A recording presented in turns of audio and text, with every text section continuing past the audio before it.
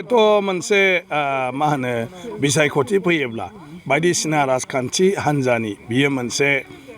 मा होनो आदब जे मोनसेया मोनसेखौ माबा मोनसेब्लाबो जाहोन दिन्थिनानै जाहाथे रायजो राजाया बिसिनि सायाव माने फोथायनायखौ गैया जायो बिनि थाखाय बेफोरखौ खालामो गतिके आथिखालावबो बड'लेण्ड टेरिटरियेल काउन्सिला सांबिधानिक भाबै संबिजितनि 6थि सिडुलाव जेरै दंमोन दाबो बिदिनो दं आरो बेबायदिनो आथिखालनि बड'लेण्ड सरकाराबो बेखौ लानानै खामानि मावगासिनो दं गतिके बेबायदि जेरै बुंदों बेबायदि जेबो जायाखै गतिके बियो मोनसे जास्ट राजखान्थियारि मोनसे बियो मा होनो खाबु फलानफोरनि मोनसे बियो मा होनो बिदिखौ मोनसे पलिसि जे माबायदि बुङोब्ला रायजो राजाफोरनि माने साननाय हनायखौ गावसिनि फारसे लांनो हायो आरो दा सालायबाय थानाय सोरबा राजखान्थि हान्जानि फारसे मोनसे गोरोन्थि साननाय आरो गाज्रि मोननाय लाबोनो हायो बे मोनसे रन कौशल बर'आव मा होनगोन माने नोङो आदब खायदा आरो बेयो बर' फरायसा आफाद बा गुबुन गुबुन बर' आफादफ्रा जोंनि बर' गोरोबथायनि गासिबो बे पइन्टफोरखौ बिटिआर सुक्तिनि दफाफोरखौ जोङो मोजाङै नायनांगौ आरो नायनानै जों सावरायनांगौ जोंनि गेजेराव आरो बबे दा मावफुंजाखो बेखौ जोङो क्लियार खालामनानै लानांगौ आरो बबेया दा मावफुंजायाखै आरो बिनि जाहोना मा आरो बे जाहोनफोरखौ जोंनिफ्रायबो मावनांगौ दं नामा जे सरकारनो जों होनो हायाखै नामा माबा मोनसे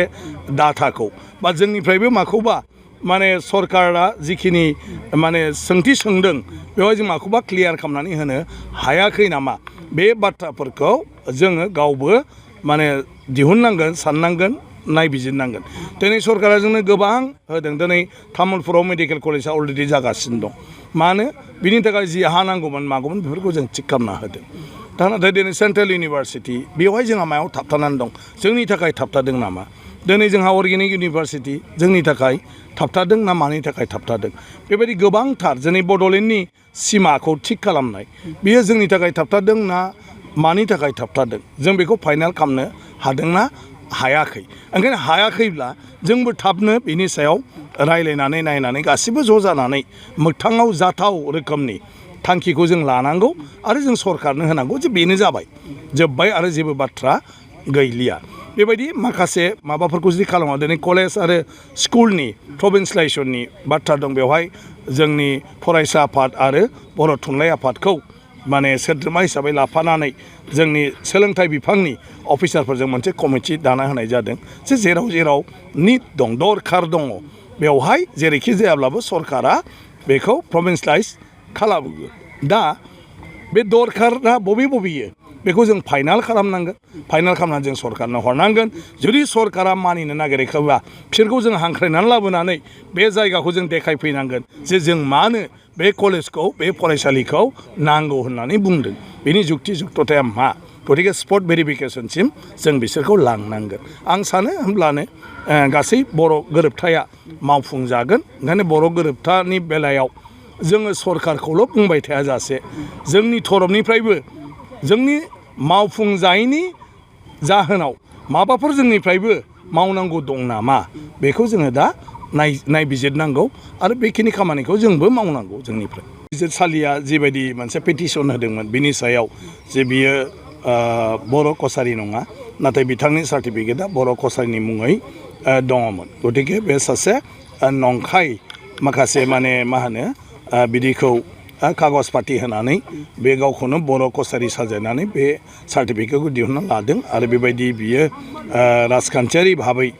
क'क्राझार लकसभायाव माने MP जादों ओंखायनो बिनि सायाव बिजिरसालिया बिसार खालामबाय बिसार खालामनायनि उनाव बिनि सायाव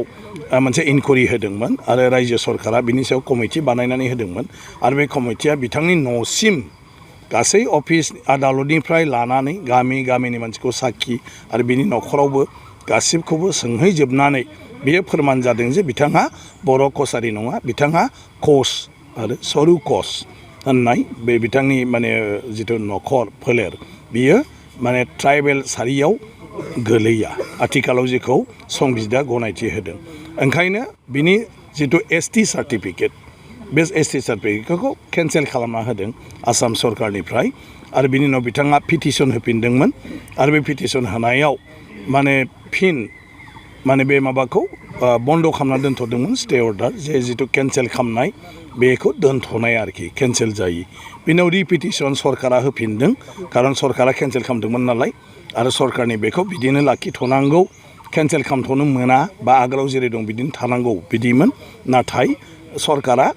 माने बिनि हेंथायै फिन रिपिटिसन होदों जे बियो जिहेतु नंखाया आरो जों जि लेभेलसिम इनकुइरि खालामनांगौ बेखौ इनकुइरि कमिटिया खालामबाय गतिके बिनि सायाव आरो जेबो गैया गतिके कर्टआ बेखौ माने बोखांनानै लानांगौ आरो बिथांखौ जि केन्सेल खालामदों बेखौ गनायथि होनांगौ बिनि उनाव कर्टआ फिन बेखौ नायबिजिरफिननानै बिथांनि जिथु अर्डारमोन जे दोनथ'नाय स्थगित अर्डार केन्सेल खालामनायखौ बेखौ उथायनानै होफिनबाय आरो बेखौ उथायनानै होनाय लोगो लोगो फिन बेखौ जिथु केन्सेल खालामनाय माने माने गभर्नमेन्टनि अर्डार बियो थाफिनबाय आरो बे थाफिननाय हिसाबै बियो दा ST नंथ'ला दिनैनि थारिखआव आरो बियो दिनैनि बे अर्डारनि मथे नेक्स्टआव बियो नमिनेसन होनो हाया क'क्राझार ट्राइबेल रिजार्भ सिटआव आरो जे बिथाङा ट्राइबेल नङा BJPआ थोंजोङैथ' नेसनेल पलिसियाथ' बिदि गैया जिहेतु बर'आ आसामाव दं बा नागालेण्डआव दं बा मेघालयआव दं मायाव दं एसे ओमफ्राय आसामावनो गुबैयै दं दा दिनै बिदि थोंजोङै बुंनो थाङोब्ला BJP हान्जाया दिनै बर'फोरनि दिनैनि जिथु जौगाखांनाय बे खालि BJPनि थाखायनो मानो होननानै बुङोब्ला नाय दिनै BJPआ 2003 मायथाइयाव BLTजों आसाम सरकारजों आरो सेन्ट्रेल जयैनो जि गोरोबथा खालामदों बे गोरोबथा खालामनायनि जुनैसो दिनै बड'लेण्ड टेरिटरियेल काउन्सिला दाजादों दानि बिटिआरआ दाजादों आरो BJPनि थाखायसो 6थि सिडुलनि गेजेरजों संबिधानिक भाबै दिनै बे बड'लेण्ड ओनसोलखौ जौगाखांनायनि थाखाय बर'फोरनो बे गोहोखौ होदों जेराव जों एसेम्ब्लिनि गेजेरजों जोंनो होनाय 40टा डिपार्टमेन्टनि सायाव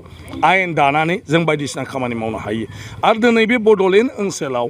दिनै गासिबो सेन्ट्रेलनि जा स्टेटनि दा आरो जोंनि BTC गावनि जेसेबां स्किमफोर जों सायख'नांगौ आरो बेखौ जोङो मावफुंनांगौ बिनि गोहोखौ जोंनो होदों बे गासिबो होनायनि गुदियाव BJP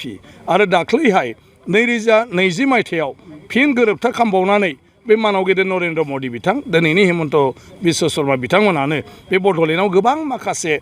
जोंनो गोहो होबावदों आरो बे गोहोनि अनगायैबो दिनै बे BJP सरकारा बे बड'लेण्डआव दिनै मेडिकेल कलेज बानायगासिनो दं दिनै सेन्ट्रेल इउनिभारसिटि खालामनो थांदों अर्गेनिक इउनिभारसिटि खालामनो नागिरदों आरो गोबांथार बे बड'लेण्डआव खामानि मावनो नागिरदों बर' रावखौ दिनै आसामनि एस'सियेट अफिसियेल लेंगुवेज हिसाबै आसाम सरकार बे BJP सरकारानो दिनैहाय माने मा होनो बेखौ गेजेट नटिफिकेसन आसाम बिधान सभायाव पास खालामनानै गेजेट नटिफिकेसन दिहुननानै होदों बिनि उनाव दिनै आसाम बिधान सभायाव बर' रावा मोनसे अफिसियेल राव हिसाबै दा सोलिगासिनो दं आरो गासै 14टा पस्टआव अफिसार रेंकसिम सेंसन खालामनानै होजोबनानै बड' ब्रान्सखौ दिनै आसामनि बिधान सभायावनो सालायगासिनो दं बे BJP सरकारानो खालामदों BJPआनो आं सानो बर'फोरनि थाखाय बर' रावा आसाम बिधान सभायाव सालायजानाय जालायनायसिम दिनैसिम खुनु दस्रा हान्जानि सरकारा बर'फोरनि इसुखौ बेबायदि मदद होआखैमोन जेखौ दिनै BJP सरकार बा BJP लेड गभर्नमेन्टआ खालामगासिनो दं दा बेबायदि जोंनाव जेसेबां दं दिनै गासिबोआनो BJPनि अबदान आरो दाबो जोंखौ BJPआनो मदद खालामगासिनो दं BJPआनो फुराफुरि जोंनो गोहो होनानै खामानि मावगासिनो दं ओंखायनो आं सानो जे दिनैनि बे समाव आरोखि बर'फ्रा बेखौ लानानै सोंथियानो फैनो नाङा जों जिहेतु सेन्ट्रेल स्टेटआव सरकार सालायहैया सरकार दाहैनो हाया ओंखायनो सेन्ट्रेल स्टेटआव जिहेतु BJP दं बे BJPजोंनो थाफानानै दिनै UPPला जेखौ मावगासिनो दं बेनो राइट लामा आरोखि आंनिब्ला गोथों लामा जे जोङो खुंथाय गोहोआव थानायजोंनो मावनांगोन बेजों जुदि बिर'धिता जानानै थायोब्ला बे बड'लेण्डखौ जों मालाबाबो आसामनि बा भारतनि गुबुन ओनसोलफोर बायदि जों जौगाखांहोनो हानाय नङा ST हिसाबै गेलेनो हानाय नङा खिन्थु जायखिया जेनेरेलाव बियो हागोन नाथाय बे जिहेतु ST नङा ओंखायनो ST रिजार्भआव बियो जेरावबो गेलेनो हाया काउन्सिलावबो बियो ST रिजार्भआव गेलेनो हाया खिन्थु बबावबा नन ST रिजार्भ बा जेनेरेल सिटआव बियो गेलेनो हागोन